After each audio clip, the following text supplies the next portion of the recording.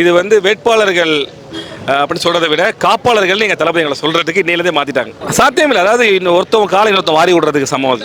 ஆதி சேகர் அண்ணன் வந்து இதுக்கு முன்னாடி நிறைய பேர் தெரியாது. இப்போ தளபதிக்கு எதிராக நிற்கிறதால ரொம்ப பெண்களுக்கான திட்டமும் இளைஞருக்கான திட்டமும் சொல்லிட்டாரு. அதை வந்து பெரம்பூர்ல வந்து இன்னுமே இதாகல. அண்ணன் வந்தாருன்னா மாற்றம் கண்டிப்பாக.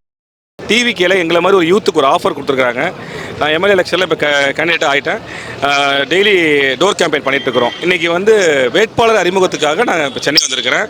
இது வந்து வேட்பாளர்கள் அப்படின்னு சொல்கிறத விட காப்பாளர்கள் எங்கள் தளபதி எங்களை சொல்கிறதுக்கு இன்னையிலேருந்தே மாற்றிட்டாங்க. எப்படி இருக்குது பாண்டிச்சேரியில் நிலவரம்? சார், கள நிலவரம் பார்த்தீங்கன்னா புதுச்சேரியில் தமிழ்நாடை விட ரொம்ப ஈஸியாக இருக்குது. தமிழ்நாட்டில் வந்து ரொம்ப ஈஸியாக இருக்குது. ஏன்னா ஆளுங்கட்சியுடைய அராஜக போக்கையும் ஒரு பெண்களுக்கான சுதந்திரமான ஒரு சூழ்நிலை அமையாததுனால தமிழ்நாட்டில் வந்து ரொம்ப சீக்கிரமாகவே ஆட்சி மாற்றம் ஏற்படும். புதுச்சேரியில் பார்த்தீங்கன்னா ஏற்கனவே இருக்க முதலமைச்சர் வந்து காங்கிரஸ், என்ஆர் காங்கிரஸ், என்டிஏ கூட்டணின்னு அவருடைய தேவைக்கு ஏற்ப, லாபத்துக்கு ஏற்ப, சூழ்நிலைக்கு ஏற்ப மாறிக்கிட்டே இருப்பாங்க. அதையெல்லாம் தாண்டி இன்னைக்கு தனித்து போட்டிடுறோம். ஸோ எங்களுக்கு மிகப்பெரிய வெற்றி வாய்ப்பு அருமையாக இருக்குது. கேண்டிடேட்ஸ் எல்லாருமே ரொம்ப அருமையான கேண்டிடேட்ஸாக சூஸ் பண்ணியிருக்கிறாங்க தலைமையிலேருந்து.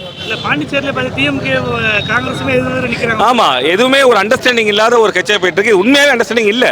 இதுக்கு மேலே வெளிப்படையை யாராலையும் செய்யவே முடியாது. இதை மக்கள் ஏற்றுக்கணும். அவங்க கூட்டணிங்கிறது இங்கே இல்லை.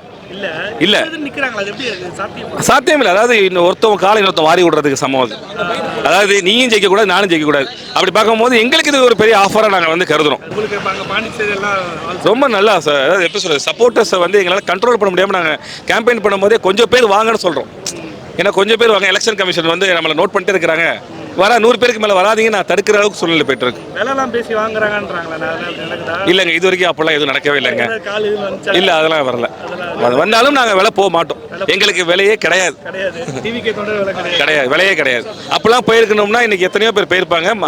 அதாவது மாற்றத்துக்கான கட்சி தான் டிவிக்கு. ஏன்னா ஏற்கனவே கேப்டனுங்கிற ஒருத்தவரை வந்து நசுக்கி முடிச்சுட்டாங்க. ஏதோ ஒரு அறியாமையில் அந்த கட்சியில் உள்ளவங்க எல்லாம் செதறிட்டாங்க. அந்த மாதிரி சூழ்நிலையே டிவிகேவுக்கு அழுத்தம் கொடுக்குறாங்க. ஆனால் அதுக்கு டிவிக்கு என்றைக்குமே அஞ்சாது. இல்லை, அப்படி இல்லை. நீங்கள் அப்படி கிடையாது. சென்னைன்றது வந்து எங்களுடைய யாரோட கோட்டைன்னு தெரியும். அதை உடைக்கிறதுக்கு ஒரு பெரிய ஆள் வேணும். அதில் எல்லாருமே பார்த்தீங்கன்னா சென்னை காட்டுக்காருன்னா சென்னை தானே இவ்வளோ சொல்கிறீங்க. உங்களுக்கு ஒன்றுமே தான் போகிற எலெக்ஷன் அப்படி தான் எங்களுடைய இன்னுமே. இல்லை, ஆர்டி சேகர் ரொம்ப பலமானதாக இருக்காரு. 50,000 ஓட்டுலேயே ஜெயிச்சிருக்காரு. இல்லை, இப்போது ஆதி சேகர் அண்ணன் வந்து இதுக்கு முன்னாடி நிறைய பேர் தெரியாது. இப்போ தளபதிக்கு எதிராக நிற்கிறதால தான் ரொம்ப ஃபேமஸ். அவர் பேர் உங்கள் அதனால தான் தெரிஞ்சது எனக்கு தெரியும். ஏன்னா அதுதான், ஏன்னா பெரிய ஆள் எதிர்த்து தான் பெரிய ஆள் ஆவாங்க. ஆனால் அப்படி கிடையாது. அவருக்கு வாழ்த்துக்கள். ஆனால் வந்து 234 தொகுதியிலுமே தளபதி தான் வெற்றி வேட்பாளர். பெண்களோட ஓட்டு வந்து டிஎம்கே இந்த வாட்டி விழாது.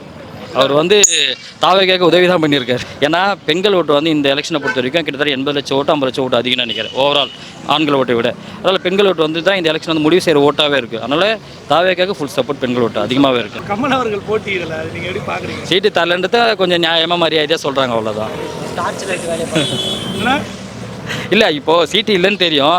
அதை வந்து இல்லைன்னு சொன்னால் நல்லா இருக்காது. அதனால் மரியாதை தான் எனக்கு சீட்டு வேணாம்னு அவர் ஒதுங்குறாரு. அவர் பார்த்தீங்கன்னா 28 வருஷம் அவரோட வந்து சமூக பணி மட்டும்தான். வெளியில் ஸ்டார்ட் பண்ணி எல்லாமே இப்போ அவருக்கு சீட்டு கொடுத்துருக்காங்க. அவர் வருமானம் பார்த்தீங்கன்னா நீங்கள் நம்ப மாட்டீங்க. நீங்கள் மந்த்லி பார்த்தீங்கன்னா ஒரு 5,000 ஒரு வருமானம் கிடையாது. இதுதான், அவ்வளோதான். அப்படிப்பட்ட சீட்டுன்னா அப்படி யோசிச்சு பாருங்க தளபதி எந்த அளவுக்கு உயர்ந்திருக்காரு சொல்லி. அதிமுக திமுக 2 பேருமே எம்எல்ஏ இருந்திருக்காங்க. மக்களுக்கு எந்த நல்லதும் செய்யல வரைக்கும். ஸோ மக்கள் வந்து ஒரு புதிய ஒரு எனர்ஜி, ஒரு யங்ஸ்டர்ஸ் வரணும்னு எதிர்பார்த்துட்டு இருக்காங்க. அந்த சமயத்தில் தலைவரை நிற்பாட்டு இருக்காரு. கண்டிப்பாக ஜெயிச்சு காட்டுவேன். பல திட்டங்கள் இருக்குது. வருங்காலத்தில் நம்ம அறிவிப்போம்.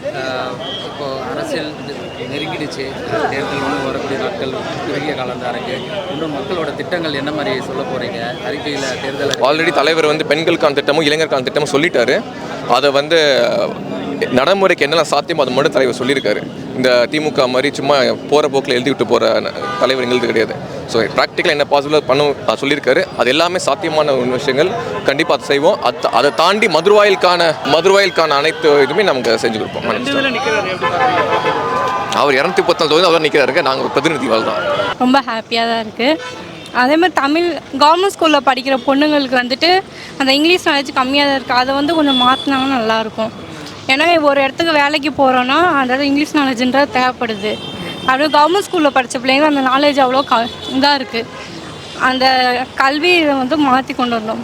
சிலபஸ் எல்லாமே ஃபுல் அண்ட் ஃபுல் இங்கிலீஷு அந்த மாதிரி மாற்றி கொண்டு வந்தால் நல்லாயிருக்கும். கோரிக்கை மாற்றி கொண்டு வந்தால் நல்லாயிருக்கும். ஆமாம், கவர்மெண்ட் ஸ்கூலில் படித்த பிள்ளைங்க எல்லாமே பார்த்தா நானுமே கவர்மெண்ட் ஸ்கூலில் படித்த பொண்ணு தான்.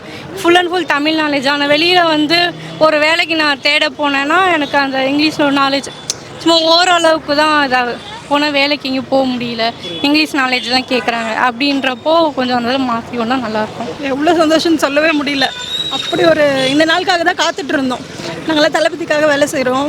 எங்கள் அண்ணனை வெற்றி வேட்பாளராக அறிவித்தது வந்து எங்களுக்கு அவ்வளோ மகிழ்ச்சியாக இருக்குது. சரி, அண்ணனை பார்க்கலாம் அப்படின்னு சொல்லிட்டு வந்திருக்கோம். ஒரு மாற்றம் வரட்டும். பெரம்பூர்லலாம் எவ்வளோ பிரச்சனை இருக்குன்னு நாங்கள் பார்த்துட்டு தான் இருக்கோம்.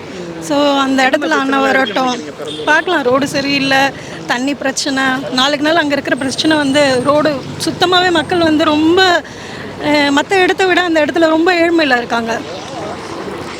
ரொம்ப பிரச்சனையில் இருக்காங்க, ஏழ்மையில் இருக்காங்க. அங்கே வந்து என்ன தான் இவ்வளோ வருஷமாக நாங்களும் இருக்கோம். நாங்கள் இங்கே மாமனார் வீடெல்லாம் அந்த சைடு தான். அந்த சைடெலாம் எப்போவுமே பார்த்திங்கன்னா ஒரு ஏழ்மை சூழ்நிலை. இந்த சைடெலாம் கொஞ்சம் டெவலப் ஆகிருக்கணும். உங்கள் பக்கம் இந்த சைடெலாம் கொஞ்சம் டெவலப் ஆகிருக்கு. இதுவுமே நாங்கள் ஆரம்பத்தில் சொல்லும்போது எங்கள் தாத்தா பாட்டி காலத்துலலாம் காடு தான். ஆனால் இதெல்லாம் டெவலப் ஆகிடுச்சு. பெரம்பூரில் வந்து இன்னுமே வந்து அந்த அடிப்படை வாழ்வாதாரம் கூட இல்லாத மாதிரி தான் இருக்குது. ஒரு செட் ஆஃப் நல்லா இருந்தாலும் பெரம்பூரில் வந்து இன்னுமே இதாகல. அண்ணன் வந்தாருன்னா மாற்றம் கண்டிப்பாக. பெரம்பூரில் இப்போ விஜய் வந்தாருன்னா ஒரு மாற்றம் டெவலப் ஆகிடும். ஒரு என்ன சொல்கிறது, மக்களோட அடிப்படை அந்த விலைவாசி ஏற்றம் எல்லாத்தையுமே வந்து கண்ட்ரோல் பண்ணிட்டாருனாலே போதும், நாங்கள் பொழைச்சிப்போம். விஜய் பார்த்து பயந்தாவது அங்கே வேலை நடக்கும். இப்போ அதில் தான் நாங்கள் இப்போ வேலை வந்து சுறுசுறுப்பாக நடந்துட்டுருக்கு. நேற்று பார்த்தீங்களா, பள்ளம் போட்டு வச்சுருக்காங்க. அண்ணன் வந்தாலே என்னடா இதை ஏதாவது கிளப்பலாமான்னு பார்த்துட்ருக்காங்க. பயப்படுறாங்க, ரொம்ப அதிகமாக பயப்படுறாங்க. அந்த பயத்தை வந்து எப்படியெல்லாம் காட்ட முடியுமோ, எப்படியெல்லாம் பண்ண முடியுன்றதை வந்து அவங்க தடையாக ஏற்படுத்திட்டு இருக்காங்க. ஒவ்வொரு இடத்துலையும் தடையை ஏற்படுத்தி எங்களை வந்து முடக்க பார்க்குறாங்க. ஆனால் நாங்கள் வருவோம், சரிங்களா? அண்ணன் தான் வருவாருங்க. இப்போ 2 தொகுதியில் நிற்கிறது வந்து பயத்தினால தான் நிற்கிறாரு அப்படின்றாங்க. தோற்றுருவோன்ற பயத்தில் நிற்கிறாரு. அப்படியெல்லாம் இல்லைங்க. அது வந்து என்ன சொல்கிறது, வேண்டாதவங்க அவர் என்ன பண்ணாலும் சொல்லிட்டு தான் இருப்பாங்க, புரியுதுங்களா? ஆனால் 2 தொகுதியில் நிற்கிறாருன்னா அவரால் முடியும் நிற்கிறார், புரியுதுங்களா? அது வந்து எனக்கு ஒன்றும் பெரிய விஷயம் இல்லை. ஒரு தொகுதியில் நின்று நான் ஜெயிச்சுட்டு போகிறதுக்கு நான் வரல. என்னால் 2 தொகுதியில் நிற்க முடியும், புரியுதுங்களா? அந்த மாதிரி அண்ணன் வந்து அது மாசு காட்டுறாரு. சவால் அண்ணனால எப்பவுமே மாசு தான். படத்துலேயே நாங்கள் அவ்வளோ பேர் வந்திருக்கோம், அவ்வளோ கூட்டம் கூடியிருக்கோம். இதில் விட்டுருவோமா? இதிலெல்லாம் வந்து செம்மையாக வந்து அந்த பக்கம்னு இல்லைங்க, தமிழ்நாடே அண்ணனுக்கு தாங்க.